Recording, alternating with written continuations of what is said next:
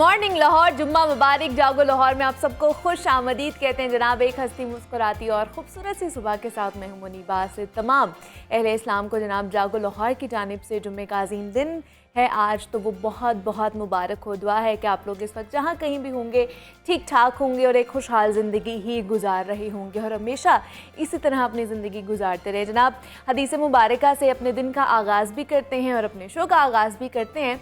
तो रसूल पाक सल्लल्लाहु अलैहि वसल्लम ने फरमाया, तुम अल्लाह पाक से उस वक्त और ऐसे दिल से दुआ मांगो कि तुम्हें मुकम्मल यकीन हो कि मेरी दुआ कबूल होगी और अल्लाह पाक मुझे वो ज़रूर अता करेगा जो मैं उससे मांग रहा हूँ। बेशक अल्लाह गफलत से भरे दिलों की दुआ कभी कबूल नहीं करता है। यानी हम अल्लाह की बारगाह में जब भी दुआ के लिए अपने हाथ उठाते हैं तो उस वक्त हमारे ख़यालात और वहमो गुमान में कोई और चीज़ नहीं होनी चाहिए, क्योंकि अल्लाह पाक के साथ बंदे का दुआ का ऐसा रिश्ता है जिसमें कोई और शय या शख्स नहीं आ सकता। और अल्लाह कहता है कि मांग मेरे बंदे जो तू मांगना चाहता है। इसलिए अल्लाह से दुआ मांगते वक्त ना खुलूस नीयत और इस बात का अल्लाह पर कामिल यकीन होना चाहिए हम सबको कि जो मुझे चाहिए वो मुझे ज़रूर मिलेगा और अल्लाह से जब भी मैं दुआ करूँगा और जो मैं मांगूँगा वो मुझे ज़रूर अल्लाह पाक अता करेगा। इसके ऊपर हमारा फर्म बिलीव होना चाहिए, यकीन होना चाहिए, कामिल यकीन होना चाहिए जनाब कि जो हम मांग रहे हैं और अगर वो जायज़ है तो वो हमें ज़रूर मिलना चाहिए। और वैसे भी कहते हैं कि जनाब हम नमाज के लिए बहुत जल्दी करते हैं, जल्दी जल्दी नमाज़ पढ़ लेते हैं, लेकिन दुआ के लिए हम ठहरते नहीं हैं। हम दुआ उस शिद्दत से, उस प्यार से नहीं मांगते अल्लाह ताला से। हालांकि दुआ जो है सबसे ज़्यादा उसके ऊपर एम्फसाइज़ किया गया है कि दुआ के लिए आपको ज़्यादा से ज़्यादा गिरगिरा के अल्लाह के सामने जनाब दुआ मांगनी चाहिए हाथ उठा के। तो हम दुआ को कभी कभी इग्नोर कर जाते हैं, सिर्फ नमाज़ पढ़ के चले जाते हैं, लेकिन नहीं, ऐसा नहीं होना चाहिए। नमाज़ तो हम पढ़ते हैं लेकिन उसके बाद दुआ का ख़ास एहतमाम हमें करना चाहिए और हमारे दिलों में जो जो चीज़ें होती हैं वो अल्लाह के सामने उसको पेश करना चाहिए। और जितने भी हमारे जायज़ दुआएं होंगी वो ज़रूर जनाब वो कबूल भी होंगी, क्योंकि अल्लाह पाक कोई भी दुआ, किसी की भी दुआ रद्द नहीं करता है। हाँ, जायज़ होनी चाहिए, नाजायज़ दुआएं बिल्कुल भी कबूल नहीं होती हैं। तो इसलिए आज जुम्मे का मुबारक दिन है। आज आप अच्छे तरीके से तैयार होइएगा, जुम्मे की नमाज़ जाके बाजमात पढ़ें और उसके बाद जो है दुआओं में हाथ उठाएं। और हम सब के लिए, अपने लिए, अपने घर वालों के लिए, अजीज़ व अकारिब के लिए, हमारे लिए, पूरी मुल्क के लिए, ख़ास तौर पर पाकिस्तानी कौम के लिए जनाब दुआ ज़रूर करिएगा कि अल्लाह पाक हमारे ऊपर अपनी जो नेमत है, अपनी जो फ़ज़ल है, ये यूं ही बरकरार रखे और हम इसी तरह शादोबाद रहें। और जो हमारे ऊपर थोड़ा सा टफ़ टाइम, मुश्किलात का टाइम गुज़र रहा है, वो थोड़ा सा कम हो जाए और हम अपनी ज़िंदगियां जो है वो खुशगवार तरीके से गुजार सके। क्योंकि हम जब किसी और के लिए दुआ करते हैं ना तो वो ज़्यादा अच्छे तरीके से सुनी जाती है और शायद कबूल भी हो जाती है। इसलिए कहा जाता है कि जनाब आप किसी और को कहें कि हमारे लिए दुआ करें। तो इसलिए आज हमें सबके लिए दुआ करनी चाहिए। आज का दिन ही इतना मुबारक है। जनाब सेगमेंट है हमारा सीरत नबी, जिसमें हम माशरे के मसाइल और मुख्तलिफ अहम पहलुओं पर नज़र डालते हैं और सीरत तैयबा की रोशनी में उनका हल तलाश करने की भी कोशिश करते हैं। जनाब कामयाब ज़िंदगी गुजारने के लिए ना कुरान करीम की तालीमात और नबी अकरम सल्लल्लाहु अलैहि वसल्लम की सीरत तैयबा हमारे लिए एक मशअल राह है। और अल्लाह ताला की अता करदा नेमतों में से सेहत एक बहुत बड़ी नेमत है, जिसका जितना शुक्र अदा किया जाए ना वो कम होगा। जब इंसान सेहतमंद होता है ना तो उसको एहसास नहीं होता, लेकिन जब उसकी सेहत में थोड़ी सी भी गड़बड़ महसूस होती है ना तो उसको एहसास होता है कि सेहत दुनिया की अता करदा नेमतों में से कितनी कीमती और कितनी बड़ी नेमत है। इस वक्त इंसान को किसी न किसी सहारे या फिर साथ की ज़रूरत होती है जो उसका ख्याल रखे, जो उसका हाल पूछे। और इस्लाम एक इतना खूबसूरत और रहनुमाई से भरपूर दीन है और बीमारों के हवाले से भी इस्लाम में तलकीन की गई है। और इस्लाम अपने मानने वालों को एक दूसरे की भलाई और खैर ख्वाही करने, एक दूसरे के साथ मोहब्बत और हमदर्दी करने और बीमार की बीमार पुरसी करने का भी दर्स देता है। बीमार की अयादत करने के बारे में इस्लाम जैसी मिसालें किसी और मज़हब में हमें नहीं मिलती हैं, क्योंकि कुरान पाक में हुकूकुल इबाद का जिक्र किया गया है और किसी बीमार की बीमार पुरसी करना भी हुकूकुल इबाद में ही शामिल है। एक मुसलमान पर फ़र्ज़ है कि वो अपने मुसलमान भाई की बीमार पुरसी करे, और जो अल्लाह से मोहब्बत करता है ना, वो उसके बंदों से लाताल्लुक़ नहीं रह सकता। और अल्लाह से मोहब्बत का तकाज़ा भी यही है कि अल्लाह के बंदों से प्यार किया जाए। आप सल्लल्लाहु अलैहि वसल्लम ने फरमाया कि जिसने अपने मुसलमान भाई की बीमार पुरसी की, वो जन्नत के बाला खाने में होगा। तो बीमारों के क्या क्या हकूक़ हैं, तीमारदारी के क्या क्या आदाब होते हैं, इस पर जनाब हम आज गुफ्तगू करेंगे। हमारे साथ इस वक्त मौजूद हैं डॉक्टर पीर तारिक शरीफजादा साहब हैं, मारूफ सीरत स्कॉलर हैं। डॉक्टर साहब, आपको वेलकम कहती हूँ जागो लाहौर में। कैसे हैं आप? बहुत शुक्रिया, अल्हम्दुलिल्लाह बिल्कुल ठीक, खैरियत। डॉक्टर साहब, जब तक जिस तरह मैंने बात की कि सेहत एक अता करता बहुत बड़ी नेमतों में से एक नेमत है हमारे लिए, और जब तक हम बीमार नहीं होते तब तक हमें पता नहीं चलता, और तब तक हम उसके ऊपर हमारा फर्म बिलीव नहीं होता कि हम अब क्या करेंगे ज़िंदगी में अगर हम सेहतमंद नहीं रहेंगे। तो क्या क्या आदाब हैं तीमारदारी के, या बीमार पुरसी करने के, क्या तालीमात हमें मिलती हैं दीन इस्लाम से? बिस्मिल्लाह रब्बी मोहम्मद करीम अलैहिस्सलातु तस्लीम। सबसे पहले तो यादावरी का शुक्रिया। हमेशा की तरह ये आज का उन्वान जो है ये भी ज़िंदगी के बड़े करीब तर है, और जैसा कि हम हफ्तावार बुनियादों पर हर जुमे को रसूलुल्लाह सल्लल्लाहु अलैहि वसल्लम की ज़िंदगी से अपनी ज़िंदगी के लिए रोशनी जो है लेने की कोशिश करते हैं, और हुजूर की पाकीज़ा सीरत के अंदर मौजूद वो जो आला अरफा रवैये हैं जो इंसानों के ऊपर एतमाद बढ़ाते हैं, हाँ जी। और हकीकत में इस मुआशरे की खूबी और फलाह का ज़रिया बनते हैं, हम उन्हें जांचने की कोशिश करते हैं।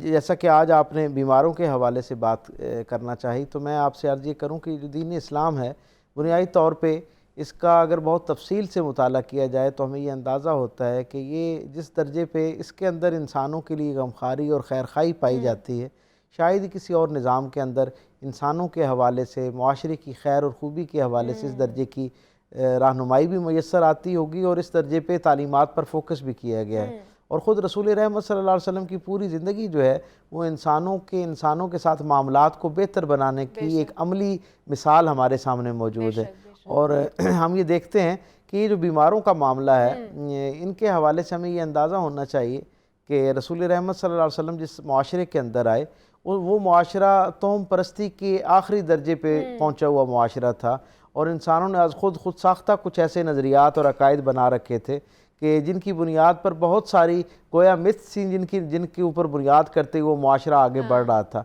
और हम ये जानते हैं कि इंसानी तारीख़ में जहाँ जहाँ इंसानी मुआशरों के अंदर इल्हाम के साथ अल्लाह की तरफ से भेजी गई हिदायत पर इंसानों का जब एतकाद यकीन कम होना शुरू होता है, तो ख़ुद ब खुद दूसरे दर्जे पे फिर तोहमात उसकी जगह ले लेते हैं।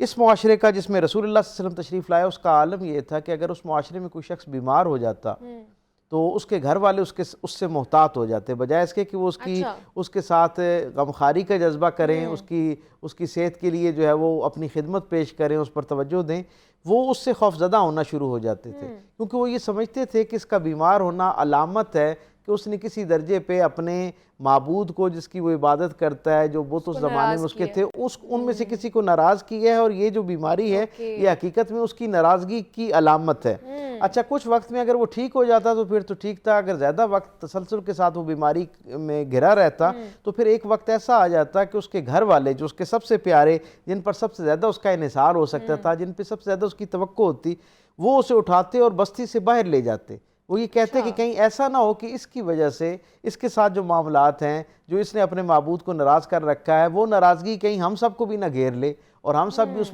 मुसीबत और अजाब का शिकार ना हो जाएं जिसके अंदर वो मौजूद। अब तसव्वुर कीजिए वो मुआशरा जहाँ पर बीमार के बारे में ये राय पाई जाती हो, वहाँ मेरे रसूल सल्लल्लाहु अलैहि वसल्लम का ने उस मुआशरे के अंदर जहाँ बहुत सारे और समाजी एक नए इनकलाब की बुनियाद रखी, मुआशरती सतह पर एक नई तब्दीली का जो है वो उसका आगाज़ किया। आप ये देखें कि हुजूर उस मुआशरे में जहाँ पर बीमार को अपने माबूद से नाराज़गी का, मासियत का, नहुसत का एक अलामत समझी जाती थी, नापसंदीदा शख्स समझा जाता था, रसूलुल्लाह सल्लल्लाहु अलैहि वसल्लम ने उस मुआशरे में ये लोगों को तालीम दी कि जब तुम अपने बीमारों के पास जाओ तो उनसे अपने हक़ में दुआ करवाओ।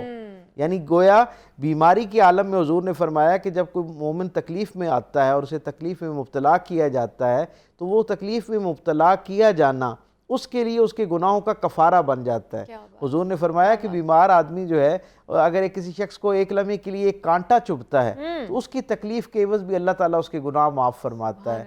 गोया उसके दर्जात जो है वो बुलंद किए जाते हैं। तो रसूलुल्लाह सल्लल्लाहु अलैहि वसल्लम की तो पूरी ज़िंदगी जो है वो हमें लोगों के साथ और बिलखुसूस बीमारों के हवाले से मुआशरे के अंदर अपने जो ऐसा तबका है जो किसी बीमारी का शिकार होकर अपनी अमली ज़िंदगी से मुनक़ता होने जा रहा हो, रसूलुल्लाह सल्लल्लाहु अलैहि वसल्लम के यहाँ उनकी ख़बरगिरी के हवाले से, उनकी अयादत के हवाले से, उनके बारे में खैर खाई के जज्बे के हवाले से एक बड़ी बेहतरीन मिसालें मौजूद हैं। मसलन मैं अपने सामीन और नाज़रीन को उस मंजरनामे में शरीक करना चाहूँगा कि मेरे करीम रसूल सल्लल्लाहु अलैहि वसल्लम का एक मुस्तकिल मामूल था। हुज़ूर हर नमाज के बाद जो मुस्तकिल आने वाले असहाब थे कुर्ब जवार के, उनकी खैरियत दरियाफ़्त किया करते। अगर कोई नमाजी यानी हुजूर के असहाब में से कोई 2 नमाज़ों पे या 3 नमाज़ों पर नहीं पहुँचते तो हुजूर बाकायदा उनके करीब रहने वाले दोस्तों से, अहबाब से, उनके मोहल्लेदारों से, उनके पड़ोसियों से उनकी खबरगिरी करते, उनसे पूछते कि वो क्या सबब है कि वो नहीं आ सके। जब उन्हें बताया जाता कि सरकार दो आलम सल्लल्लाहु अलैहि वसल्लम की बारगाह में अर्ज़ किया जाता है कि हुजूर उनकी तबीयत नासाज है, वो बीमारी की वजह से नहीं आ सके, तो वो अजीमुशान अजीमुल मर्तबत रसूल जिसके लिए सारी कायनात तख्लीक की गई, उनका मामला ये था कि रसूलुल्लाह सल्लल्लाहु अलैहि वसल्लम के साथ आप सल्लल्लाहु अलैहि वसल्लम की निस्बत और ताल्लुक़ से आप सल्लल्लाहु अलैहि वसल्लम ने उनके मामलात और मामूलात के अंदर कुछ इस तरह का एक आला यानी आपकी ज़िंदगी में मिसालिया मिलता है कि हुजूर जब पता चलता हुजूर को कि वो शख्स बीमार हो गए और वो शख्स यहाँ पर मौजूद नहीं है और वो अपनी बीमारी की वजह से मस्जिद नहीं आ सका, तो हुजूर पहले दर्जे पर अपने असहाब को तैयार करते कि उसकी खबरगिरी करें। पहले दर्जे पर हुजूर जाते और अपने असहाब को ये कहते कि जाओ और उसको मेरी तरफ से सलाम और प्याम कहो,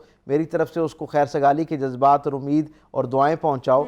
जब पता चलता कि दूसरे तीसरे दिन भी वो शख्स इसी तरह बीमार है और उसकी बीमारी जो है ना वो मौजूद है और बीमारी उसकी कम नहीं हो रही और वो मस्जिद नहीं पहुंच पाया, तो हुजूर फिर किसी सहाबी को भेजते कि उसे जाके बताओ कि हम तुम्हारी तरफ आ रहे हैं, हम गोया हमारा जो है वो तुम्हारी तरफ आना हो रहा है। तो ये हमें हुजूर की ज़िंदगी से तीमारदारी के गोया आदाब मिल रहे हैं कि पहले दर्जे पे उसकी खबरगिरी करना, दूसरे दर्जे पे एक आदमी को कबल अज़ वक्त भेजना और जाके मरीज़ को बताना कि हम तुम्हारी सेहत इस काबिल है कि तुमसे मुलाकात की जाए और तुम्हारी इयादत के लिए बिल मुशाफा आया जाए। उस शख्स का हमारे यहाँ अमूमी तौर पर हम ऐसा मैंने इसलिए बिल तमाम इसको इसलिए बयान किया क्योंकि हमारे यहाँ हम इन चीज़ों का ये समझते हैं, यानी इन तकाज़ों को और इन एहतियातों को मलूज़ रखना ज़रूरी नहीं समझते।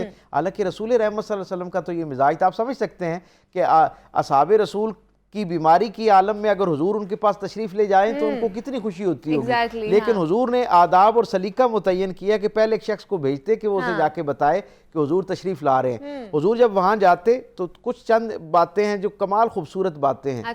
और क्या खूबसूरत एक समाज की बुनियाद का ज़रिया बनती हैं।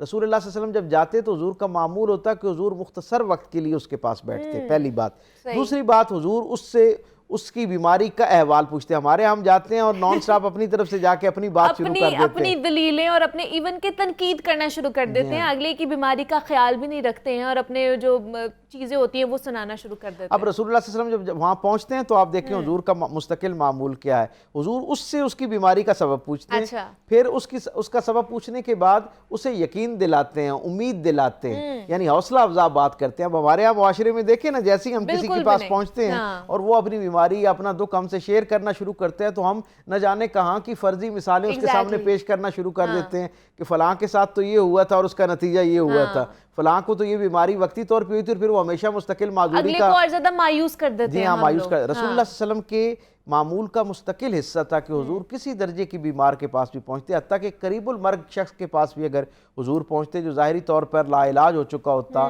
बीमारी जो है उसके सामने हार चुका होता, हुजूर उसे उम्मीद दिलाते और उसे ये कहते कि अल्लाह रब्बुल इज़्ज़त का फजल जो है वो किसी वक्त भी पहुँचने वाला और तुम्हारे लिए जो है रहमत का ज़रिया बनेगा। और फिर अगले दर्जे पे हुजूर उसकी तसल्ली और दिलजोई के लिए उसके बाज़ औक़ात उसके यानी पेशानी पर अपना दस्ते शफ़क़त रखते, बाज़ दफ़ा उसके सीने पर दस्ते शफ़क़त रखते, गोया उसे तसल्ली देते और उम्मीद दिलाते कि ये बीमारी एक आर्जी अमल है और ये बुनियादी तौर पर अल्लाह की रज़ा और खुशनुदी हासिल करने का ज़रिया और वसीला है। और फिर अगले दर्जे पे हुजूर सल्लल्लाहु अलैहि वसल्लम खुद उसके हक़ में दुआ करते और कई जगह पे मैंने सीरत के अंदर पढ़ा कि हुजूर ने उन्हें कहा कि वो ये जो सब लोग आपकी इयादत के लिए आए हैं इन सब के हक़ में दुआ करें।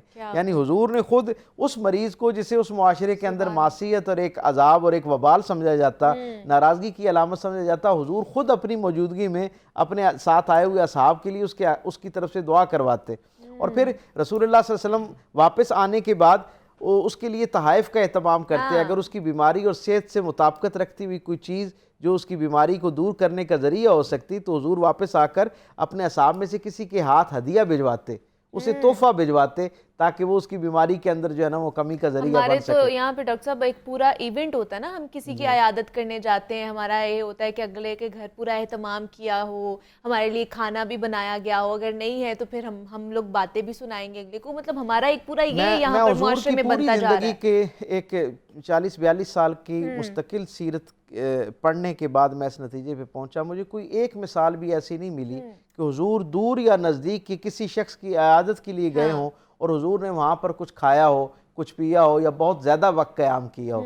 तो हमें भी अपनी ज़िंदगियों के अंदर इन चीज़ों को देखना चाहिए। आपने बिल्कुल सही निशानदेही की। कुछ लोग तो बाकायदा एहतमाम के साथ तवक्को करके जाते हैं कि हम वहाँ जाएंगे तो हमारी मेहमानदारी की जाएगी। भाई अयादत में और किसी के यहाँ तीमारदारी के लिए जाना और बतौर मेहमान जाना, ये शायद दो मुख्तलिफ बातें हैं, और इन दोनों मुख्तलिफ बातों को और दोनों हैसियतों को जहन में रखते हुए उम्मीद कायम करनी चाहिए। अगर आप किसी के यहाँ बतौर मेहमान हैं तो यकीनन उसका इकराम होना चाहिए, लेकिन अगर आप तीमारदारी के लिए जा रहे हैं तो फिर आपकी बुनियादी जो तरजीहात हैं वो उसकी अयादत होना चाहिए, ना कि वहाँ से उनसे अपना इकराम वसूल करना या मेहमानदारी के जो तकाज़े हैं उनके ऊपर नज़र रखना है। रसूलुल्लाह सल्लल्लाहु अलैहि वसल्लम की ज़िंदगी में हम ये देखते हैं, हुजूर ने इस बात को इतना अहमियत दी है अयादत का जो अमल है उसको, कि मेरे करीम आका सल्लल्लाहु अलैहि वसल्लम का फरमाने ज़ीशान है कि क़यामत के दिन अल्लाह बंदों को मुखातिब करेगा और कहेगा कि ऐ मेरे बंदो, मैं बीमार था और तुम मेरी इयादत के लिए नहीं आए। तो जिससे मुखातिब किया जाएगा, जिसे वो कहेगा कि ऐ परवरदिगार, ये कैसे मुमकिन हो सकता है कि तू बीमार हो और कोई तेरी इयादत को ना पहुँचे, ये कैसे हो सकता है। तो मेरे करीम रसूल सल्लल्लाहु अलैहि वसल्लम ने फरमाया कि अल्लाह फरमाएगा कि तुम्हारे कुर्बो जवार में, तुम्हारी हुर्मत के कुर्बत के जो रिश्ते हैं, अहबाब जो हैं, तुम्हारे पड़ोसी जो थे, उनमें से जब कोई शख्स बीमार था तो वो गोया ऐसे था, उसके पास आना ऐसे था जैसे मेरे पास आना था। और बड़े खूबसूरत अल्फाज हैं इस मुकालमे का जो आखिरी हिस्सा है, बड़ा खूबसूरत है कि अगर तू उसकी इयादत के लिए, उसकी दिलजोई के लिए, उसकी तीमारदारी के लिए, उसका हौसला बढ़ाने के लिए उसके पास आता तो तू मुझे वहाँ पाता, यानी गोया अल्लाह की रहमत को वहाँ पाता। और जनाब अली करमुल्लाह वजह करीम का फरमान है, आप फरमाते हैं कि अपने बीमारों की तीमारदारी के लिए उनके पास जाया करो, उनकी हौसला अफजाई और उनकी हिम्मत बंधाया करो, क्योंकि बीमारों के पास जाना अपने लिए सेहत का अल्लाह से फरमान जारी करवाना है। यानी जो लोग बीमारों की इयादत के लिए जाया करते हैं, ये अल्लाह के कैसा खूबसूरत निज़ाम है कि जब कोई शख्स उसकी मखलूक की तीमारदारी के लिए, इयादत के लिए, उसकी दिलजोई के लिए जाता है तो अल्लाह रब्बुल इज़्ज़त उसकी ज़िंदगी में से बीमारियाँ, मुसीबतें, आलाइशें जो हैं उनको दूर करना शुरू कर देता है और उसकी ज़िंदगी को आसानियाँ अता की जा रही होती है। और ये भी हुकूकुल इबाद में ही आता है। और बेशक बेशक अल्लाह ताला ने हुकूक सरकार दो आलम सल्लल्लाहु अलैहि वसल्लम ने फरमाया ना कि जो मोमिन के ऊपर हुकूक हैं, उन हुकूक के अंदर जहाँ आपने ये फरमाया कि वो उसकी खबरगिरी करे, उसके लिए रास्ता छोड़े, उसके लिए आसानी करे, उसको अगर उसका कोई दुख हो तो उसके अंदर शरीक हो, उसके यहाँ कोई खुशी हो तो उसके अंदर शरीक हो, अगर वो खुदा न खास्ता फौत हो जाए, दुनिया से चला जाए तो उसके जनाजे में, उसकी तजीज़ तकफ़ीन के अंदर शरीक हो। वहीं पे सरकार दो आलम सल्लल्लाहु अलैहि वसल्लम ने यह भी फरमाया कि अगर वो बीमार हो तो दूसरे बंदा मोमिन पर उसका ये हक़ है कि उसकी तीमारदारी की जाए, उसके पास जाया जाए और उसकी खबरगिरी की जाए। और अगर किसी दर्जे पे उसकी उस बीमारी को दूर करने के हवाले से, अयादत में उसको फैसिलिटेट करने के हवाले से कोई ऐसा अमल जो आपके बस में है, तो यकीनी तौर पर उसे बुरूए कार लाना चाहिए और अपने बाकी मामलात छोड़कर उसके लिए जाना चाहिए। हम देखते हैं मेरे करीम आका सल्लल्लाहु अलैहि वसल्लम की तो पाकीज़ा ज़िंदगी का मामूल ये है कि असहाब रसूल तो अपने दर्जे पे हैं, गैर मुस्लिमों के यहाँ भी अगर किसी के यहाँ बीमारी पाई गई और हुजूर तक ये खबर पहुँची, तारीख़ के माथे के ऊपर हुजूर की ज़िंदगी का ये अहवाल जो है वो एक रोशन सितारे की तरह हमें नज़र आता है कि मेरे करीम रसूल सल्लल्लाहु अलैहि वसल्लम के पास एक यहूदी बच्चा आया करता और हुजूर की मजलिस में आके बैठ जाता। उसे हुजूर के पास बैठना, हुजूर की बात सुनना पसंद था। और कुछ दिन वो ना आया तो हुजूर ने किसी से पूछा कि वो क्यों नहीं आ रहा, तो बताया गया कि जी उसकी तबीयत नासाज और वो इंतहाई बीमार है।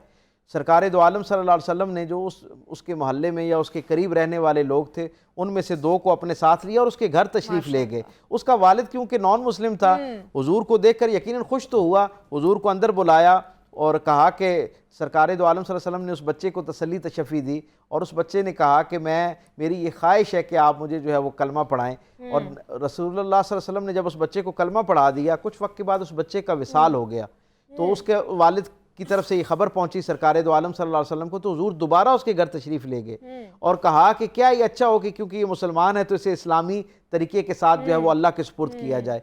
उसने देखा, वो यहूदी कहता है कि मैंने देखा कि वो जो कायनात का ऐसा अजीमुल मर्तबत रसूल है जिसके लिए सारी कायनात तख्लीक की गई है, सारी इज़्ज़तें अज़मतें जिस हस्ती के साथ अल्लाह ने मंसूब कर रखी हैं, हुजूर उसके लिए खुद कब्र मुबारक खुदवा रहे हैं और उसकी तजहीज़ तकफीन का एहतमाम कर रहे हैं और हुजूर की चश्माने मुकद्दस से उस बच्चे की मोहब्बत में आंसू जारी हो रहे थे। वो उसका वालिद जब उसे देखता है और जब उस बच्चे को कब्र में उतार के मिट्टी ऊपर डाली जाती है, हुजूर वहाँ से वापस रवाना होने लगते हैं, तो वो जो यहूदी है उस बच्चे का बाप वो हुजूर के सामने खड़ा हो जाता है। हुजूर पूछते हैं, उसके खड़े होने का सबब पूछते हैं, तो वो कहता है कि या रसूलल्लाह, मैं यहाँ से बग़ैर ईमान की नेमत लिए लौटना नहीं चाहता। जो रसूल लोगों के दुखों में, गमखारी में, उनकी बीमारी में इस दर्जे पर शरीक होना अपनी ज़िंदगी का एक नुमाया हिस्सा और अमल समझता है, उस रसूल से दूर रहना जो एक बड़ी महरूमी है। इसलिए मुझे अपनी आगोश रहमत में लीजिए और दीन रहमत का हिस्सा बनाइए। वो भी मुसलमान हो गए।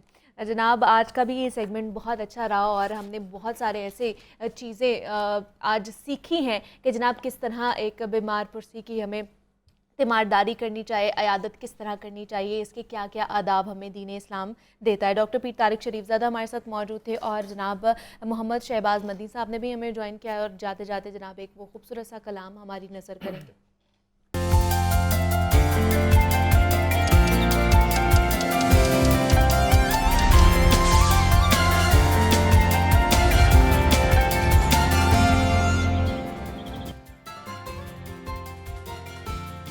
वेलकम बैक टू जागो लाहौर। जनाब ब्रेक से वापस आ चुके हैं। सेगमेंट है हमारा हेल्थ एंड फिटनेस, जिसमें हम सेहत से जुड़े तमाम तर मसाइल पर बात करते हैं। जनाब, आजकल हस्पतालों की अबतर सूरत हाल और हुकूमत की अदम तवज्जो देखकर गरीब को दरबदर दवाई के लिए रुलते देखते हुए ये शेर खूब मंजर कशी करता है कि वो जहर देता तो सबकी निगाह में आ जाता, वो जहर देता तो सबकी निगाह में आ जाता, तो ये किया कि मुझे वक्त पे दवाई ना दी। और अलमिया ये है कि हुकूमत ने आम आदमी से उसकी वो सब बुनियादी चीज़ें छीन ली हैं जिनके सहारे वो ज़िंदा है, यानी कि बिजली, गैस दस्तयाब नहीं है, आटे का बहरान ख़तरनाक हद तक इस वक्त पहुंच गया है, दालें, सब्जियां और सबसे अहम बात कि मुर्गी इस वक्त 600 रुपये फ़ी किलो से भी तजावुज़ कर गई है। मतलब अब गरीब आदमी मछली और गोश्त को खाना तो एक ख्वाब समझता ही था, अब उसमें चिकन का भी इजाफा कर ले तो जनाब गलत नहीं होगा। और तो और सबसे भयानक और खौफनाक बात यह है कि लाहौर के बड़े सरकारी टीचिंग हॉस्पिटल्स में ज़रूरी अद्वियात और सामान के बहरान ने शिद्दत इख्तियार कर ली है। मरीज़ सिरिंजेस, वायल्स, टांके लगाने वाला धागा, ब्लड प्रेशर और शुगर को इमरजेंसी में फौरी कंट्रोल करने वाली जो अद्वियात हैं, इंजेक्शंस हैं समेत normal slices, distil water, cotton cause और दीगर अद्वियात निजी मेडिकल स्टोर से ख़रीद कर लाने पर इस वक्त मजबूर हैं।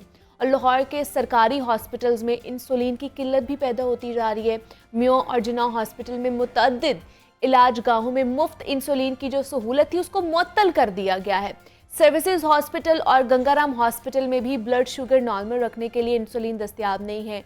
मियो हॉस्पिटल में, जनरल हॉस्पिटल में जनाब रजिस्टर्ड मरीज़ों को मुफ्त जो इंसुलिन फराहम की जा रही थी उसको मुअत्तल कर दिया गया। और डायबिटीज़ के मरीज़ों के लिए हर हफ्ते इंसुलिन का खर्चा 1000 रुपये से ज़ायद है।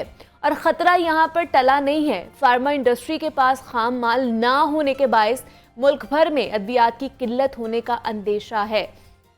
सवाल यहाँ पर यह पैदा होता है कि हुकूमत इस पर क्या इक़दाम कर रही है। क्या 2023 में अद्वियात नहीं मिलेंगी मरीज़ों को? इस पर आज हम बात करेंगे। हमारे साथ इस वक्त स्टूडियोज़ में मौजूद हैं मोहम्मद बिलाल हैं, जनाब नुमाइंदा लाहौर न्यूज़ हैं, और नदीम ज़फ़र साहब हमें ज्वाइन कर चुके हैं, सीनियर वाइस चेयरमैन हैं PPMA के। उनको भी हम खुश आमदीद कहते हैं। नदीम साहब आपको भी खुश आमदीद कहती हूँ, बिलाल आपको भी खुश आमदीद कहूँगी। बिलाल, सबसे पहले तो आपसे पूरी ये स्टोरी जानना चाहूँगी कि क्या सूरत हाल है, क्यों अद्वियात की शॉर्टेज है? किसी भी हॉस्पिटल में जितनी भी मुफ्त सहूलियात मिलती थी, अद्वियात मिलती थी, उसको मुअत्तल कर दिया गया है, क्या वजह है इसके पीछे?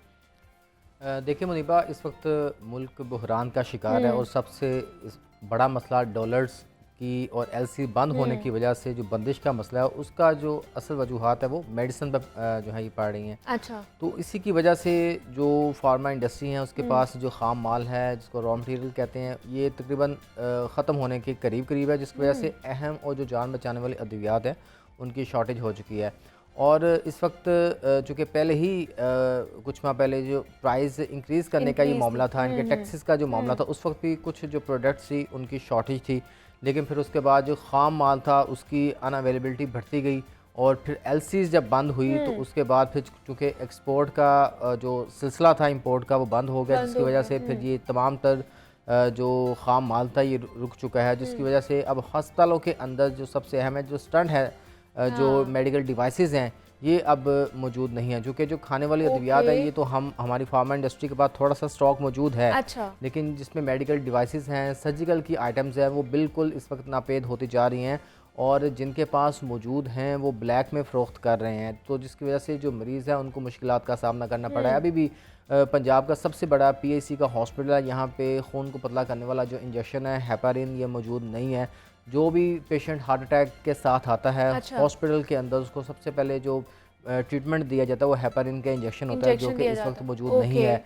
फिर जो स्टंट डाला जाता है जो कि एक नालियों में जो क्लॉट होते हैं उनको ख़त्म करने के लिए, वो भी इस वक्त मौजूद नहीं है। तो इस तरह दीगर डिवाइसेस हैं जो कि ऑर्थोपेडिक में यूज़ होती हैं, डेंटिस्ट में यूज़ होती हैं, ये सारी इस वक्त मौजूद नहीं है, जिसकी वजह से एक बहरान जो है ये बहुत वसी तर होता जा रहा है। लेकिन इस पे जो गवर्नमेंट है अभी इस पे किसी भी किस्म का जो एक्शन है वो नहीं ले रही। गवर्नमेंट एक तरफ से कह रही है कि $1 लाख तक हम एलसी खोलने की इजाज़त देते हैं, अच्छा, लेकिन जब ये फार्मा वाले और दूसरे जो एलसीज ओपन करवाने के लिए जाते हैं मुकामी बैंक्स के पास, तो वो कहते हैं जी हमें तो ये परमिशन नहीं है, नोटिफिकेशन ही नहीं खोल नहीं सकते। तो इसकी वजह से जो फार्मा इंडस्ट्री है ये सब शदीद मुश्किलात का शिकार है, जिसकी वजह से इसका इम्पैक्ट जो है ये पंजाब समेत पाकिस्तान भर में पड़ रहा है और मरीजों पे पड़ रहा है। जो मरीज आ रहे हैं वो दर बदर रुल रहे हैं और किसी का तो कुछ नहीं जा रहा है। नदीम साहब आपकी तरफ आना चाहूँगी, आप क्या कहेंगे?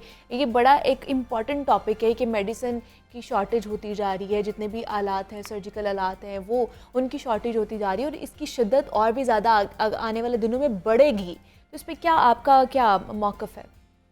जी बिस्मिल्लाहिर्रहमानिर्रहीम। थैंक यू वेरी मच जी, आपके प्रोग्राम के ज़रिए मुझे अपनी आवाज़ अपने मसाइल यहाँ पर बताने का मौका मिला है। मैं अभी आपकी गुफ्तगू सुन रहा था, तो आप तो हमारी ही बात कर रहे हैं, इंडस्ट्री की बात कर रहे हैं, पब्लिक की बात कर रहे हैं। तो सबसे पहले तो हमें अल्लाह का शुक्र अदा करना चाहिए कि हम एक ऐसे कंट्री में बैठे हुए हैं जहाँ हम 95% मेडिसिन खुद बनाते हैं। ये एक बहुत बड़ा है। आप सोचें अगर ये ना हो तो इस वक्त हमारी सूरत हाल क्या हो, जबकि हमारे पास डॉलर्स की कमी है और बेशुमार मसाइल हैं। तो अब मसला ये है कि इसके बावजूद कि हम 95% मेडिसिन बनाते हैं तो उसका खाम माल तो पाकिस्तान में आना है बाहर से, या खुद मैन्युफैक्चर करना है रॉ मटेरियल हमने, जो खाम माल यहाँ बनाना है उसके लिए भी कुछ रॉ मटेरियल चाहिए होते हैं। अच्छा, दोनों को बनाने के लिए जो है मेडिसिन बनाने के लिए चाहे खाम माल पाकिस्तान में बने चाहे बाहर से मंगाएं, खाम माल तो चाहिए, उसके लिए डॉलर भी चाहिए।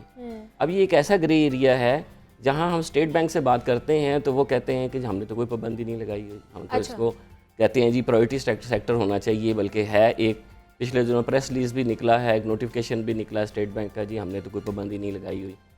तो हम तो बहुत खुश हो गए, हमने फौरी तौर पर अपने बैंकों से अप्रोच किया, तो उन्होंने कहा जी सॉरी हमारे पास तो डॉलर ही नहीं है। ओके, तो हम कैसे खोल सकते हैं? इस वक्त बेशुमार रॉ मटेरियल पोर्ट पे पड़ा हुआ है जिसका डैमरेज पड़ रहा है और वो बैंक्स रिलीज़ नहीं कर रहे हैं। अब बैंक पे प्रेशर होता है, कहीं पर कोई सिफारिश कराई जाती है या कुछ किया जाता है तो कुछ मैनेज करके कर देते हैं। अच्छा, बल्कि अब तो ये एक नॉइज़ आ रही है कि जी ओपन मार्केट से ख़रीद लें और ख़रीद के तो फिर कर दें। अच्छा, तो ये कॉस्ट कहाँ जाएगी फिर? ओपन मार्केट में डॉलर इस वक्त आपको भी पता है, मुझे भी अनऑफिशियल बात है, वो इस वक्त 260 को टच कर रहा है। जब 260 हम बाय करेंगे फिर वो करेंगे तो फिर जाके कहीं हम रॉ मटेरियल रिलीज़ कराएंगे। अब वो जो डिले आ रहा है ये तो एक सेक्टर हो गया जो आ चुके हैं रॉ मटेरियल्स उनकी रिलीज़ का, और दूसरा जो है वो उससे भी खौफनाक है कि जी ना बैंक कॉन्ट्रैक्ट खुल रहे हैं ना एलसी खुल रही हैं।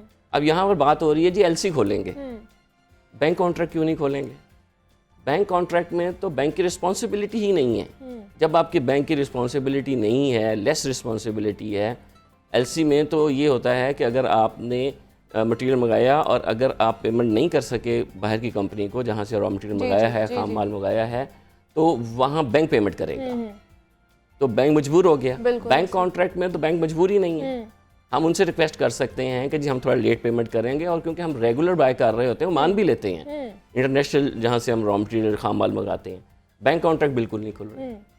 फौरी तौर पर अगर हमने बैंक कॉन्ट्रैक्ट और एलसीज को ना खोला, तो अभी कितना स्टॉक हमारे पास मौजूद है जिससे काम चलाया जा सकता है? देखें क्योंकि pharmaceutical industries most regulated industry होती है, और हमने 3-3, 4-4 महीने के प्लान्स किए होते हैं, और सम टाइम हम 6 मंथ्स के प्लान करते हैं। उसके मुताबिक तो रूटीन में जो मटेरियल थे वो तो यूज़ हो रहे हैं। अब ये लेस होने शुरू हो गए हैं। जैसे अभी आपने कहा कि जी मेडिसिन नहीं मिल रही, अभी आप बात कर रही थी तो उसमें आप ये कह रहे थे कि मेडिसिन हॉस्पिटल से नहीं मिल रही, बाहर से परचेज करने को कहा जा रहा है। मैं आपको बड़ी अच्छी तरह से बताना चाहता हूँ कि चंद दिनों में आपको बाहर से भी नहीं मिलेंगी, और वो फिर ब्लैक में फरोख्त होंगी, ज़्यादा उसकी कीमत मिलेंगी ही नहीं। ब्लैक तो तब होगी जब अवेलेबल होंगी, वो सिरे से खत्म हो जाएंगे। सीरियसली जब हमारे पास खाम माल नहीं होगा तो कैसे बनेगी मेडिसिन?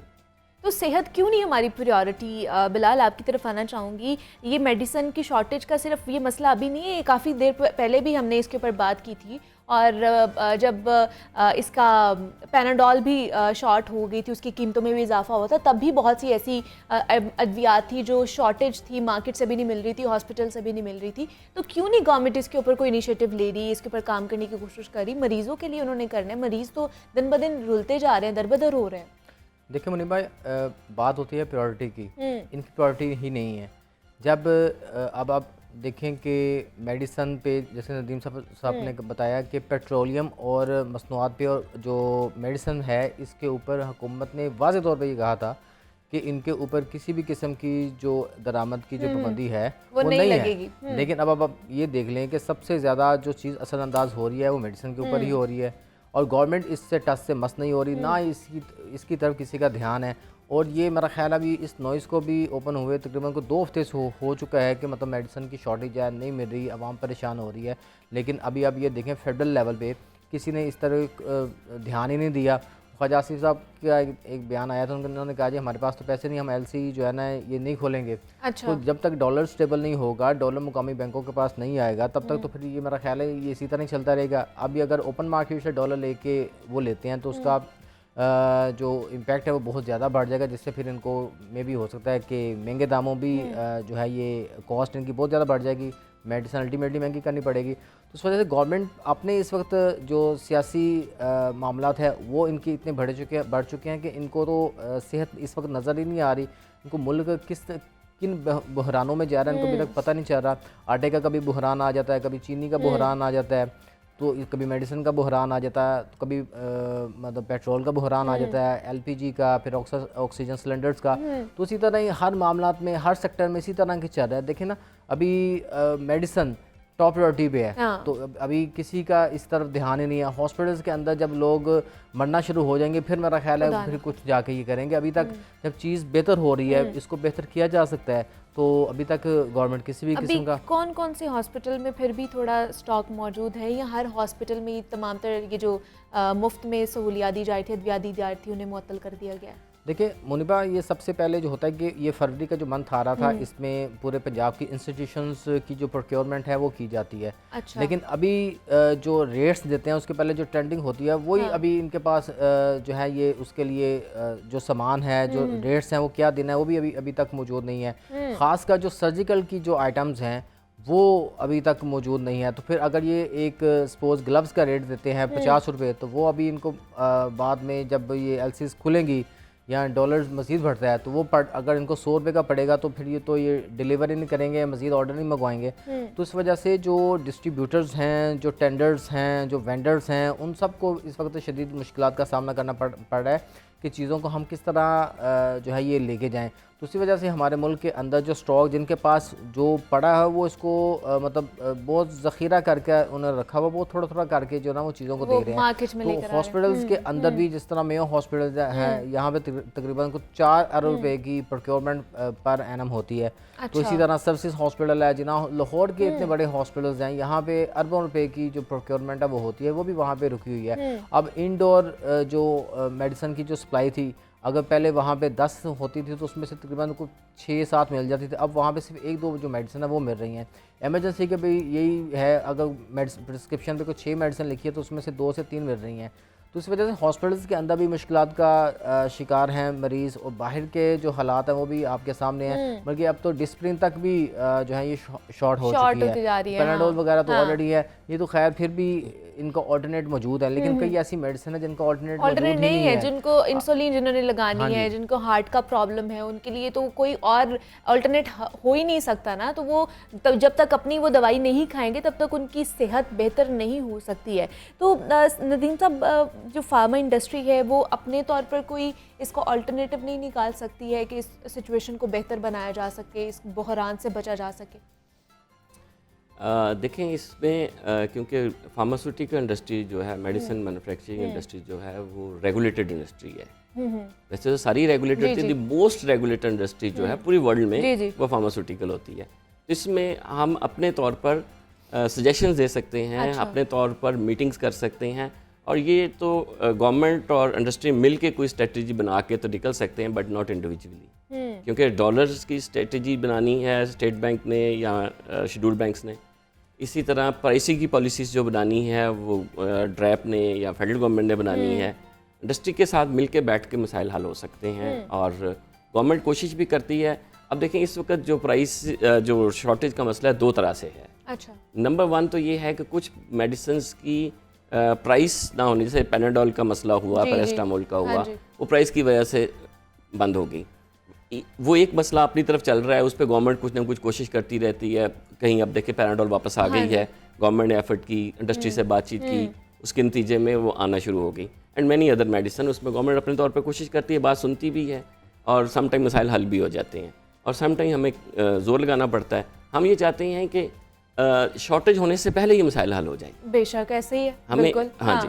अब होता ये है कि हो जाते हैं, गवर्नमेंट कोई भी हो वो कभी भी नहीं चाहती कि मेडिसिन शॉर्ट हो, पब्लिक तंग हो, लेकिन हमारे यहाँ तो भी बनी हुई है ना, शॉर्टेज तो चल रही है अभी। उसकी वजह ये है कि हम जो पॉलिसीज़ बनाते हैं उसको डिले कर देते हैं।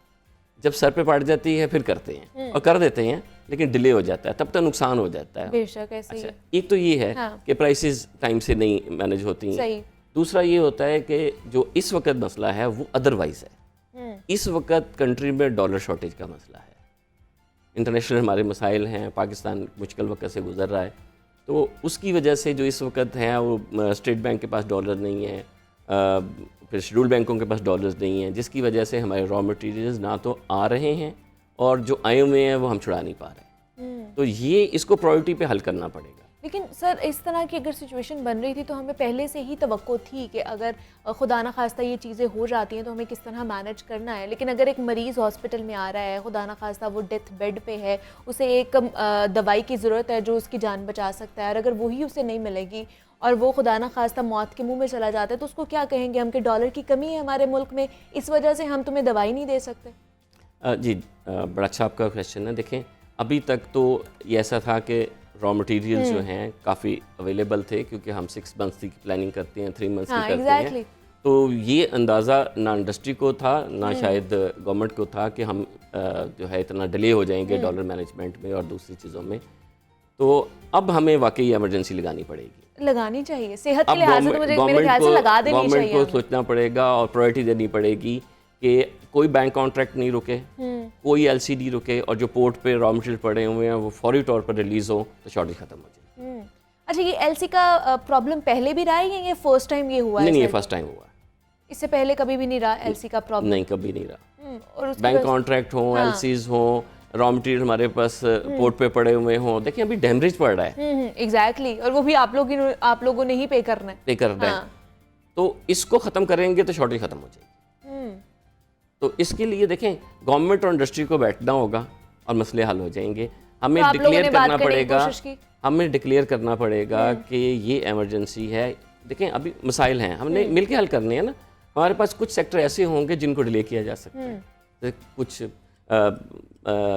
इंपोर्ट होंगे, जैसे चॉकलेट इंपोर्ट हो रही है, लग्जरी आइटम हो रही हैं, कैंडीज इंपोर्ट हो रही हैं, तो कोई फर्क नहीं पड़ता। उनको बिल्कुल रोक लें। हाँ, exactly। टॉयज आ रहे हैं, चले हमारे बच्चे कुछ दिन नहीं खेलेंगे, कोई बात नहीं, एंड मेनी अदर्स। बट हमें ये फैसला करना होगा कि पेट्रोलियम मसनूआत हैं, मेडिसिन्स हैं, जो बुनियादी चीजें हैं, जैसे आपने सेहत की बुनियादी मेडिकल डिवाइसेज हैं, स्टंट वगैरह, इनके लिए हमें डॉलर्स स्पेयर करने पड़ेंगे।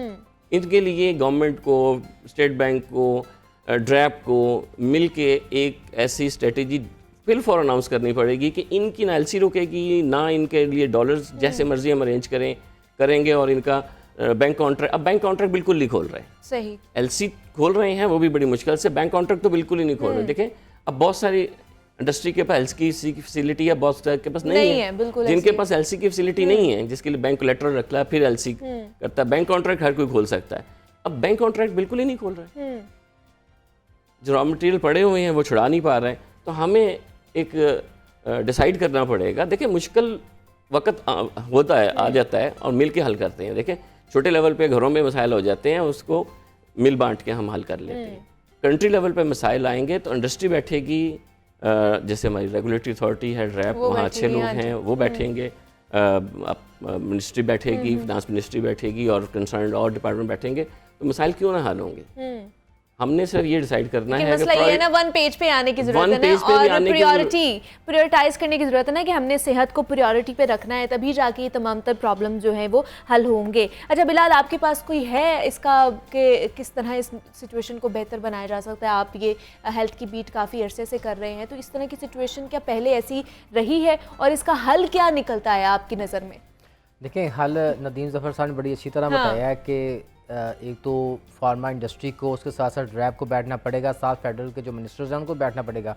दूसरी अहम चीज़ है कि डॉलर्स जब तक आएंगे नहीं, जब तक तब तक कैसे बैठ सकते हैं, तब तक बैठ नहीं सकते। लेकिन फिर उसमें यही है कि आप जो फार्मा इंडस्ट्री है, जो मेडिसिन का जो सेक्टर है हेल्थ का, इसको आप जो है प्रायोरिटी दें और इसकी एलसीज को फौरी तौर पे खोल दें। चूँकि अब इतनी भी बुरी सूरत हाल नहीं है, ना ही मुल्क इंशाल्लाह हमारा वो होगा दिवालिया, ना ही डिफ़ॉल्ट की तरफ जाएंगे, ना ही कोई मुआशी एमरजेंसी लगेगी।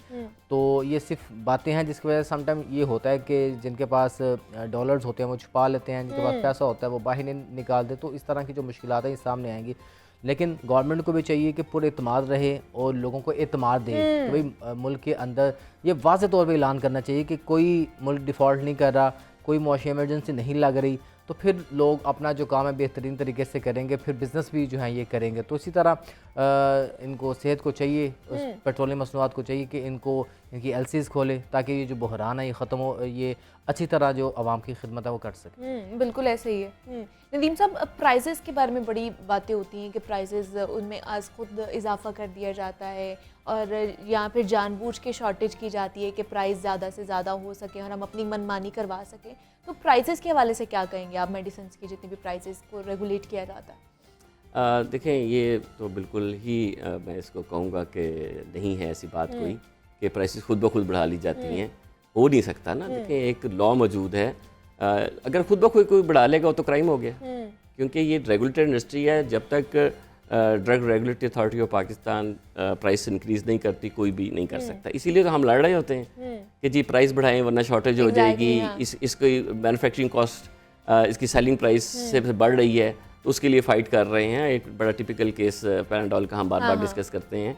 तो वो और मैनी अदर्स, तो वो तो हो ही नहीं सकता कि खुद प्राइस बढ़ा ले। जिसने खुद ही बढ़ा ली है वो तो क्राइम कर लिया उसने, तो उसकी तो हम बात ही नहीं करेंगे। ब्लैक में तो फिर भी मिलती है ना, जब किल्लत हो जाती है फिर वो जितनी मर्जी आप बढ़ा के कीमत रखेंगे, लोगों ने तो फिर खरीदनी है अपनी बीमारी की वजह से।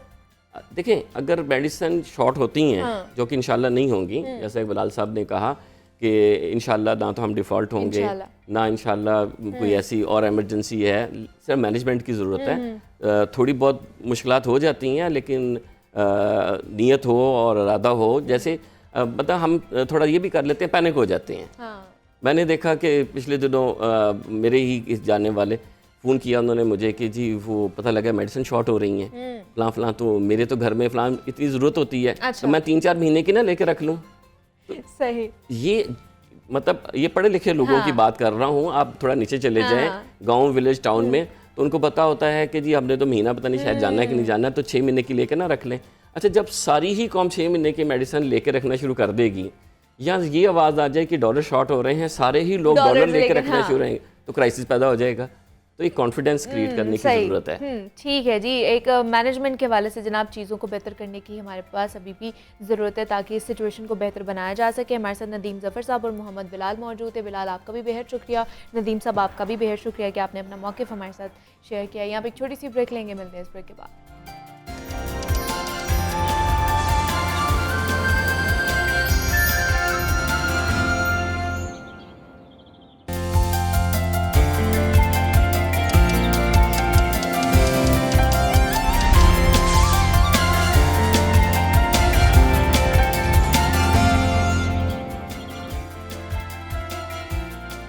वेलकम बैक टू जागो लाहौर। जनाब, ब्रेक से हम वापस आ चुके हैं और सेगमेंट है हमारा खेल और खिलाड़ी का, जिसमें हम पाकिस्तान में मौजूद ज़बरदस्त टैलेंट से आप लोगों की मुलाकात करवाते हैं और उनकी जर्नी, मेहनत और लगन के हवाले से उनसे बात भी करते हैं। जनाब, एक तरफ तो नशे जैसी लानत ने मुल्क के नौजवानों को अपने घेरे में लिया हुआ है, लेकिन यहाँ पर खुशाइन बात और तस्वीर का दूसरा रुख ये है कि नौजवानों में आजकल बॉडी बिल्डिंग का रुझान ज़ोर पकड़ता जा रहा है और एक नया ट्रेंड और नई सोच नौजवानों में चल रही है कि ख़ुद को हमने फिट, सेहतमंद और एक्टिव रखना है, खूबसूरत दिखना है।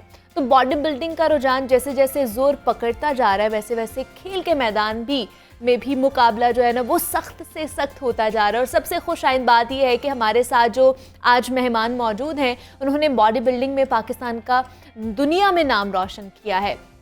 वतन के नाम बहुत सारे मेडल्स, ट्रॉफीज़ और एजाज़ात लेकर आए हैं। हमारे साथ इस वक्त मौजूद हैं, इन स्टूडियो हैं, जावेद इकबाल साहब हैं, एक बैंकर भी हैं और लाहौर बॉडी बिल्डिंग एसोसिएशन के तहत होने वाली हालिया मुकाबलों में मिस्टर एंड मास्टर लाहौर बने हैं और उससे पहले भी कई मुकाबले अपने नाम कर चुके हैं। और उनके साथ जनाब आज हमारे साथ मौजूद हैं एहसन असलम है, बॉडी बिल्डिंग वर्ल्ड चैम्पियनशिप में 3 गोल्ड मेडल्स जीत चुके हैं और उन मुकाबलों में दुनिया के 60 मुल्कों के बॉडी बिल्डर्स ने शिरकत की थी और एहसन ने इंडिया, श्रीलंका, अमेरिका के एथलीट्स को शिकस्त भी दी है और उसके साथ साथ 5 ट्रॉफीज़ और 3 सर्टिफिकेट्स भी हासिल किए हैं एहसन ने।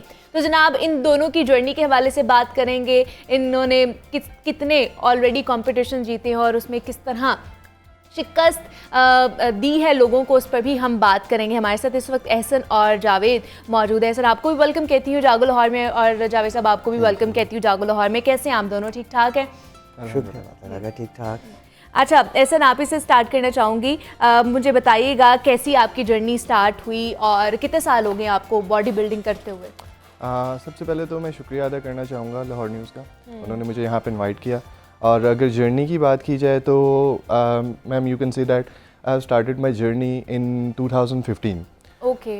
तो यहाँ से यानी अब तकरीबन 7 साल हो चुके हैं हमें। प्रोफेशनली अगर बात की जाए तो 2017 के अंदर जो है वो मैंने प्रोफेशनली इसका आगाज़ जो था वो कॉम्पिटिशन्स का आगाज़ किया था। सही। और मैं वहाँ पर जो था तब मैं लाइक इतना इन नहीं था इन चीज़ों के अंदर।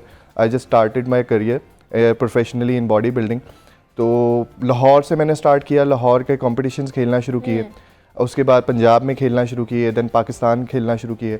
अनफॉर्चुनेटली मैं कॉम्पिटिशन्स खेल तो रहा था, लेकिन क्या नाम लेते हैं, मुझे यहाँ पर अगर मेडल्स और ट्रॉफीज़ की बात की जाए तो I just won the classes in Lahore, Pakistan, Punjab. Participation मेरी हर कॉम्पिटिशन में रही है, ठीक है, लेकिन वो एक होता ना कि मुझे बस जीतना है। फाइनली 2022 के अंदर मैंने मिस्टर पाकिस्तान रेलवे की तरफ से खेला था और वहाँ पर मैंने गोल्ड हासिल कर लिया था। तो यहाँ पर पाकिस्तान के लिए मेरे पास ये हो गया हुआ था कि नावा पाकिस्तान के लिए जो है ना काफ़ी सारी मैंने खेल चुका हूँ। अब मेरे कोचेस जो थे उन्होंने मजाक में ये मुझे बोलना शुरू किया, यार तुम ना इंटरनेशनल मटेरियल हो तुम, ठीक है, तो अब ना तुम ना इंटरनेशनल खेलो। तो आई टुक इट सीरियस, मैंने अब इसको सीरियस नोट पे लेना शुरू किया और मैंने फिर पर्सनली अपने कोच से बात की। मैंने कहा how I can participate in international competition.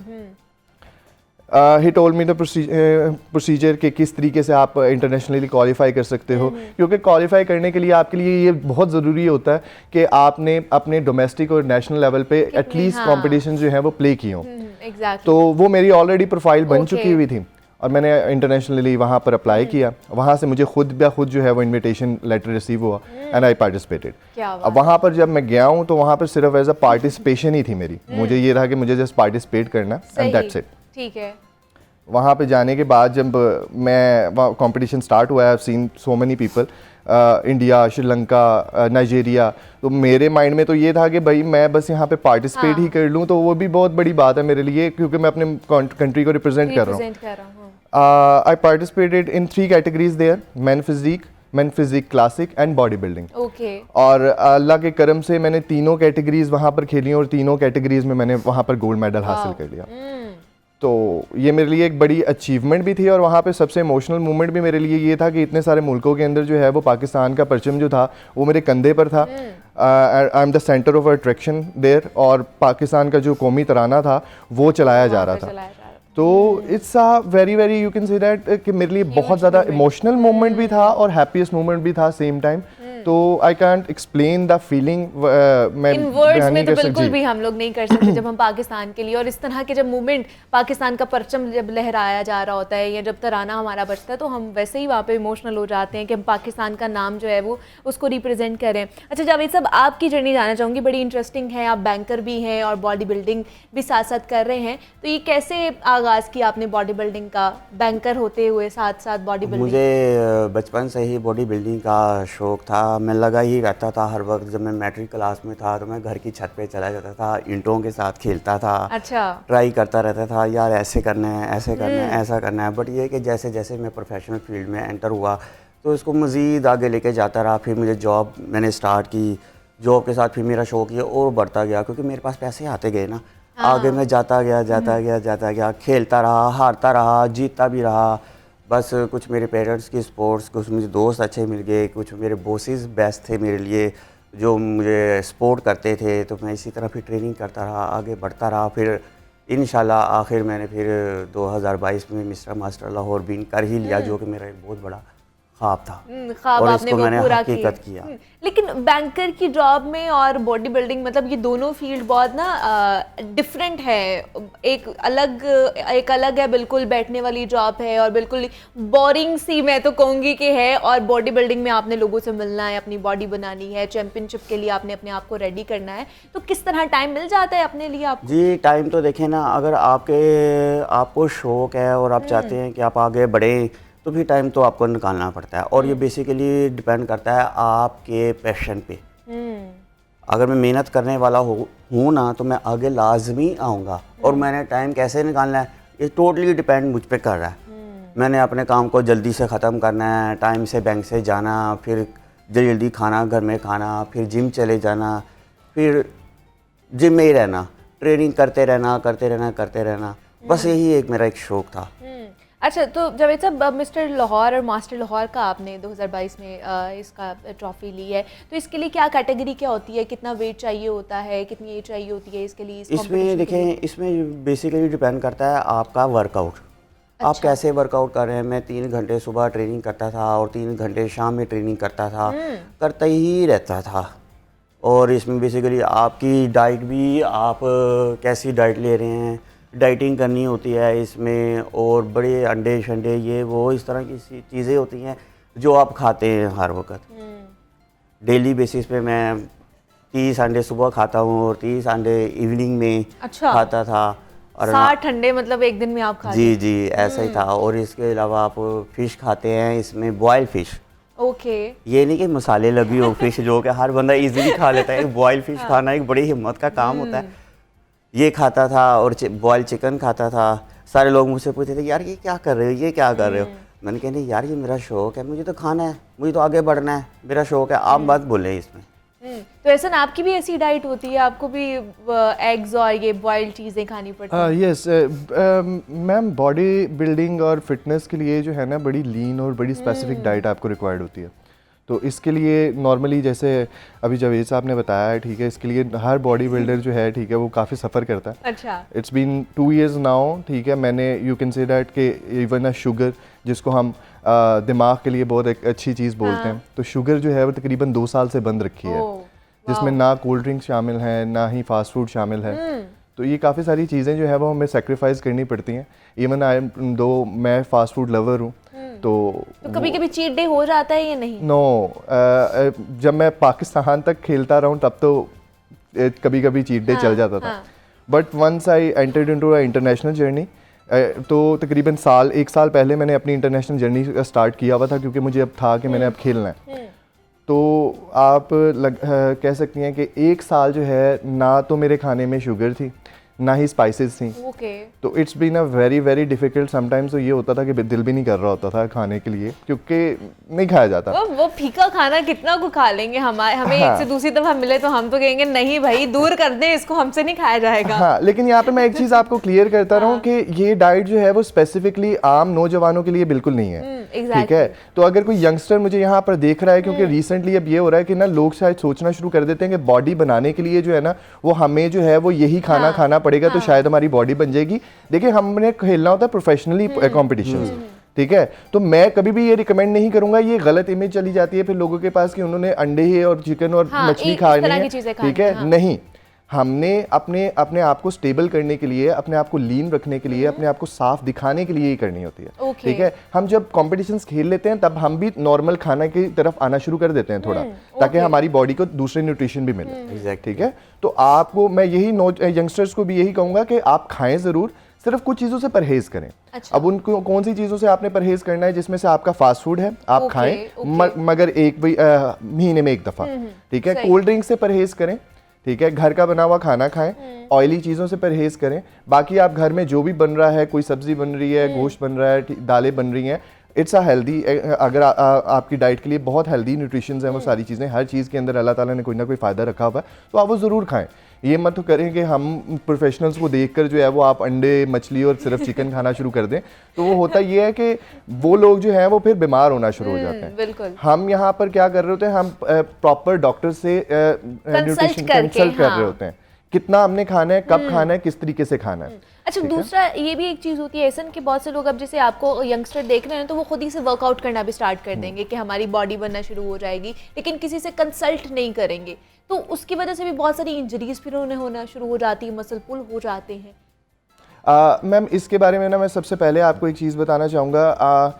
Now I am being on international level, मैं इससे पहले जो है वो इंटरनेशनल विजिट भी कर चुका हूँ। वहाँ पर मसला ये आ जाता, यहाँ पर मसला ये आ जाता है कि यहाँ पर बॉडी बिल्डिंग को फ़रोग भी इसी वजह से नहीं मिल रहा है क्योंकि यहाँ पे सर्टिफाइड लोग ही नहीं है। ठीक है, अब वहाँ पे अगर कोई एक नॉर्मल ट्रेनर भी है, उसने जिम में वहाँ पर ट्रेनिंग भी करवानी है, तो he is a S certified. ठीक है, एस एक इदारा है जो कि वर्ल्ड वाइड चलता है। अब वो एस सर्टिफाइड होता है तो वहाँ पे उसको इजाजत दी जाती है, वो ट्रेनिंग करवा सकता है। अब एस के अंदर जो है वो आपको बेसिक फर्स्ट एड किट का भी कोर्स करवाया जाता है। ठीक है, आपको सांस अगर आपका रुक रहा है तो उसका भी बताया जाता है। वो हर एक चीज, आपको न्यूट्रिशन कितनी लेनी है, किस तरह लेनी है, वो भी बताया जाता है। अब मसला यहाँ पर आ जाता है, यहाँ पर लोग जो हैं उनको ये चीज पता ही नहीं है कि आप एक छोटे बच्चे को गाइड किस तरीके से करना। ठीक है, they are going to gym and they said के जी आप ये कर लो, वो कर लो, फलाना कर लो, और बस जी क्या नाम लेते हैं, आप 2 महीने में 3 महीने में जो है वो आपका बॉडी जो है वो बन जाएगी। मैं सिर्फ यंगस्टर को यही एडवाइस करूंगा, don't play with your life. It's a very very very hectic and very very professional sports. अगर आप वहां पर जा रहे हो तो किसी एक अच्छे कोच से कंसर्न जरूर करो। हमारे यहाँ पे तो कोई बॉडी बना लेता है ना, तो उसके बाद उसको लगता है कि मैं अब कोचिंग भी कर सकता हूँ, मैं ट्रेनिंग भी दे सकता हूँ, तो मैं अपना जिम खोलूंगा और लोगों को जो है ना, खासतौर पर नौजवानों को मैं ट्रेनिंग देना शुरू कर दूंगा। देखिए मैम, इसके अंदर ना बड़ी डिफरेंट चीज़ है। देखें, स्टूडेंट्स जो होते हैं, एक क्लास के अंदर जो है ना वो 100 स्टूडेंट्स मौजूद होते हैं जब हम बचपन में पढ़ रहे होते हैं। तो अब हर बंदा ये सोचना शुरू कर देना कि वो टीचर को देख के वो सोचना शुरू कर देना कि वो भी टीचर बन जाएगा, तो ऐसा पॉसिबल नहीं है। ठीक है, हर बंदे की एक प्रोफेशनल लाइफ होती है। अब मैं एथलीट हूँ, ठीक है, now I have so many curious, मुझे आप ट्रेनिंग करवा दें, मुझे ये करवा दें, मुझे इस तरीके से बता दें। एंड आई सेड कि मैं अभी आपको नहीं बता सकता हूँ because I am busy in my activity. ठीक है, अगर मैं या अब मेरे पास 2 ऑप्शंस हैं, या तो मैं अपनी एक्टिविटीज को कंटिन्यू करूंगा या फिर कोचिंग करूंगा। और कोचिंग के लिए जरूरी है कि मैं किसी की जिंदगी से खेलने के बजाय जो है फर्स्ट मैं अपने सर्टिफिकेट्स पूरे करूं, देन मैं करवाऊं। पाकिस्तान में मसला ये है कि यहाँ पे हर बंदा, चौथा बंदा जो है वो जिम खोल के बैठ जाता है। ठीक है, जिम खोलने के बाद जो है वो आपको ट्रेनिंग करवाना शुरू कर देगा और जी आपको ये कहना शुरू कर देगा जी कि आप जाओ। यहाँ पे लोकली जो है पाकिस्तान के अंदर आप लोकली शायद, अब तो खैर बहुत ज्यादा रूल्स, जैसे जवेद साहब हैं, ठीक है, अब इनको भी थोड़ा सा आइडिया हो गया होगा कि लाहौर के अंदर भी अभी रूल्स जो है वो रेगुलेशन जो है बढ़ना शुरू हो गए हैं। लेकिन इंटरनेशनली आपके जब तक वो डॉप टेस्ट नहीं कर लेते, आपको वो स्टेज पे नहीं जाने देते। ठीक है। तो यहाँ पर हमें अपने आप को मेडिकली भी प्रूव करना होता है। आप गलत चीज़ें लेकर जो है वो आप वहाँ तक अगर पहुँच भी जाते हो तो आप स्टेज के ऊपर एंटर नहीं कर सकते हैं। मतलब इंटरनेशनली तो आप बिल्कुल भी नहीं फिर नहीं जा कर सकते सकते। ना, आप तो स्टेज पे जा ही नहीं सकते। पाकिस्तान में फिर भी कोई जुगाड़ लग जाता है, चल जाता है, लेकिन Exactly. इंटरनेशनली आप इस तरह की कोई स्टीरॉइड्स वगैरह कोई इस्तेमाल दवाइयाँ ऐसे ही। नहीं कर सकते अपनी बॉडी के लिए। अच्छा, तो जावेद साहब आपने भी प्रोफेशनली जब स्टार्ट किया तो खुद से स्टार्ट किया बॉडी बिल्डिंग करना या किसी प्रोफेशनल बंदे से आपने जी स्टार्ट किया? प्रोफेशनल बंदे से स्टार्ट करना शुरू किया, खुद से तो स्टार्ट हो ही नहीं सकता। खुद से अगर स्टार्ट बहुत से करता यंगस्टर्स खुद से भी कर लेते हैं ना, जिस नहीं पे बात कर नहीं रहे थे ऐसा हम नहीं है, लोग। फिर वो गलतियां ही करते हैं, इन इंजरीज हो जाती हैं, फिर वो टेंशन में होते हैं, छोड़ देते हैं जिम, ऐसा ही होता है। बट ये है कि एक प्रोफेशनल से ट्रेन लेना बहुत ज़रूरी है इस फील्ड में। तो कितनी देर ट्रेनिंग करते हैं एक दिन में आप? तकरीबन 6 आवर्स। 6 आवर्स, 3 घंटे सुबह, 3 3 घंटे रात घंटे। को। तो आगे का क्या प्लान है? इंटरनेशनली भी रिप्रेजेंट करने का इरादा रखते हैं आप? डेफिनेटली, क्यों नहीं, अगर मुझे मौका मिलेगा तो मैं डेफिनेटली करूँगा ये। लेकिन आगे कोई कंपटीशन आ रहा है जिसकी तैयारी आप कर रहे हैं? अब मिस्टर पंजाब का कंपटीशन आ रहा है फैब में, तो मैं लाजमी तैयारी कर रहा हूँ उसकी, और मेरी कोशिश है कि मैं इसमें भी विन करूँ। तो जब इस तरह का कंपटीशन आता है तो कितनी देर पहले ही उसकी प्रिपरेशन या ज़्यादा वर्कआउट करना शुरू कर देते हैं आप लोग? तकरीबन 6 मंथ बिफोर। 6 महीने पहले से ही 6 इसकी month तैयारी शुरू तैयारी हो हो जाती है। जाती है। वर्कआउट फिर ज़्यादा हो जाता ज़्यादा है हो और जाता डाइट है। भी फिर उसी हिसाब डाइट से भी होती है। लीन डाइट हम स्टार्ट कर लेते हैं। सही। अच्छा, ऐसा जिस तरह जावेद साहब से मैं बात की थी कि वो मिस्टर लाहौर बने हैं, अब मिस्टर पंजाब की तैयारी करना शुरू की है, तो आप भी इसी तरह डिविजनल चीज़ों से गए थे? लोकल लेवल पे खेला कि नहीं खेला? जी मैम, मैं खेलता ज़रूर रहा हूँ। 2017 में मैंने मिस्टर लाहौर का कंपटीशन खेलना अच्छा। स्टार्ट किया था। मैंने वहाँ पर जो है अपनी क्लास विन की थी। उसके बाद पंजाब में खेला हूँ, वहाँ पर जो है मैंने ब्रॉन्ज मेडल हासिल किया था। पाकिस्तान के अंदर खेला हूँ, पाकिस्तान के अंदर मैंने सिल्वर मेडल हासिल किया। और फिर फाइनली 2021 के एंड पे मैंने पाकिस्तान रेलवे की तरफ से जो है वो फिर गोल्ड हासिल किया था।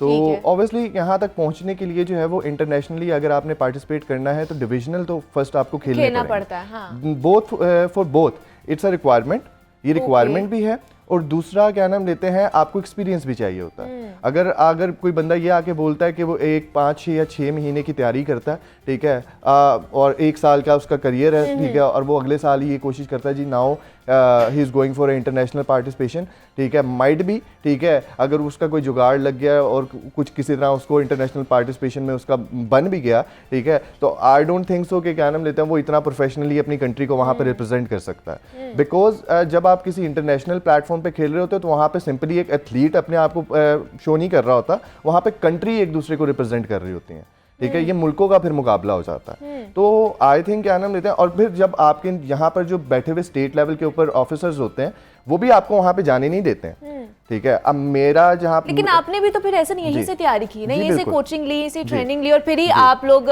इंटरनेशनली फिर जाके आपने रिप्रेजेंट किया है। तो यहीं पे कोचिंग ली आपने या इंटरनेशनली लोग आते थे जो आपको ट्रेनिंग देते थे, या पाकिस्तानी कोचेस थे? हाँ जी मैम, सबसे पहले तो बताना चाहूँगा कि पाकिस्तान में अगर बात की जाए तो हर तरह का आपके पास एथलीट है, हर तरह के कोच अवेलेबल है, लेकिन मसला ये आ जाता है कि यहाँ पर फर्क नहीं हमें पता लगता। अच्छा। ठीक है, कि कौन जेन्युइन है और कौन जो है वो फेक है। ठीक है, तो यहाँ पर हमें जो है ना सबसे पहले तो आइडेंटिफाई करना आना चाहिए कि वो किस तरीके, कौन सा आपको बंदा जो है वो सही गाइड कर रहा है, कौन सा सही गाइड नहीं कर रहा है। तो अब मैं किस्मत से अगर ये बात करूँगा तो पाकिस्तान के बहुत बहुत पुराने जो हैं वो एक नाम है उस्ताद शौकत। ये तकरीबन आप लगा लें कि कोई 90% जो है वो टाइटल होल्डर्स जो हैं पाकिस्तान के, वो उस्ताद शौकत के ही शागिर्द हैं। ठीक है, और मैं जो हूँ उन्हीं के आगे से जो है उनके ही एक शागिर्द से जो है वो मैंने आगे ट्रेनिंग हासिल की थी। तो अगर पाकिस्तान की हिस्ट्री उठा के देखी जाए तो याया भट्ट साहब के से लेकर उस्ताद शौकत तक जो है, ठीक है, ये दो एक ऐसे वाजिया नेम हैं जिनको आप प्रोफेशनली बोल सकते हैं, दे आर प्रोफेशनल्स। ठीक है, तो मुझे तो फिलहाल के लिए मुझे ये था कि मैं एटलीस्ट मुझे उनकी शागिर्दी मिल जाए बस।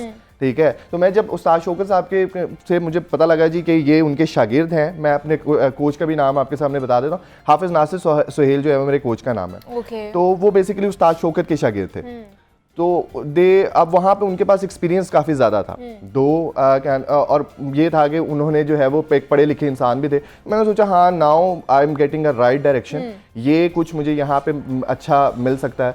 तो मैंने फिर वहाँ मतलब से तलाश continue करने किया। से, फाइंड आउट करने से हमें अच्छे कोच मिल जाएंगे, बिल्कुल मिल क्योंकि जाते हैं। टैलेंट हमारे पाकिस्तान में बहुत ज़्यादा है। वो हर किस्म के एथलीट हमें यहाँ पर मिलेंगे जो पाकिस्तान का नाम रोशन करना चाहेंगे, जिस तरह एहसन कर रहा है पाकिस्तान में रहते हुए, जावेद साहब कर रहे हैं पाकिस्तान में रहते हुए, और इंटरनेशनली भी एहसन करके आए हैं हमारे पाकिस्तान का नाम रिप्रेजेंट।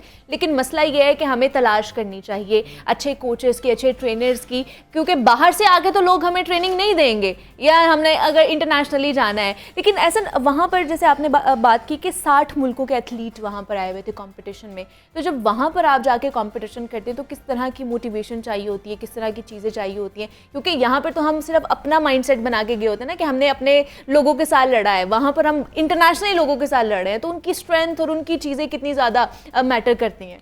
मैम सबसे पहले तो ये बताऊंगा कि हम लोग सिर्फ पाकिस्तानी 3 एथलीट थे जो वहाँ पर रिप्रेजेंट कर रहे थे। I have seen Indians, they are 40, Sri Lankans 40, 45 people. अब यहाँ पर हम सिर्फ 3 लोग थे।